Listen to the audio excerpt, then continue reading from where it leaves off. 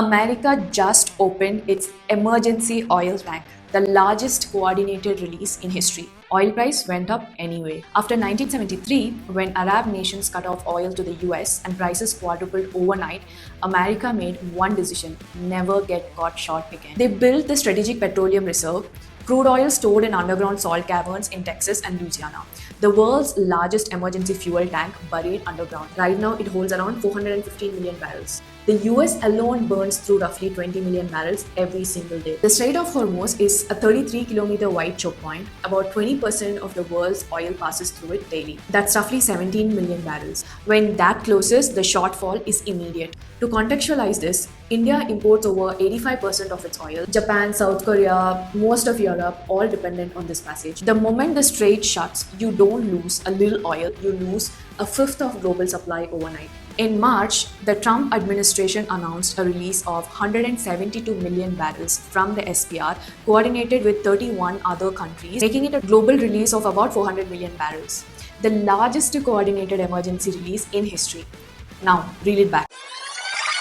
172 million barrels is 41% of America's entire strategic reserve. After this drawdown, its emergency buffer hits its lowest point in over 4 decades. The world's largest emergency fuel tank being drained mid-crisis. Energy Secretary Chris Wright called it a stabilization measure. Markets called it something else. And markets ran the math immediately. The Hormuz disruption, 17 million barrels per day, gone. Global SPR release 400 million barrels spread over 4 to 6 months. Daily drip rate becomes around 2 to 3 million barrels per day. You're plugging a 17 million barrel hole with 2 million barrels a day. Let me break this down for a country like India. India consumes roughly 5 million barrels per day. About 1 million of that comes through Hormuz. India's share of this global SPR release is estimated to be 5 to 7 million barrels in total, which is less than a week of what it would lose. For Japan, over 90% of its oil passes through Hormuz. Its proportional share covers roughly 4 days of disruption. That's not a buffer, it's a bridge to nowhere if the strait stays closed.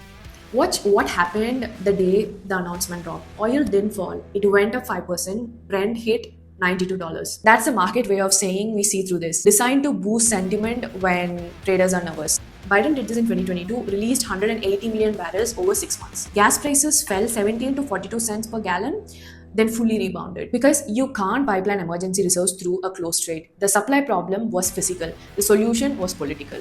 SPR is not a fix, it's a signal. And when the market trades through your signal on day one, that tells you everything about who's actually in control of this price.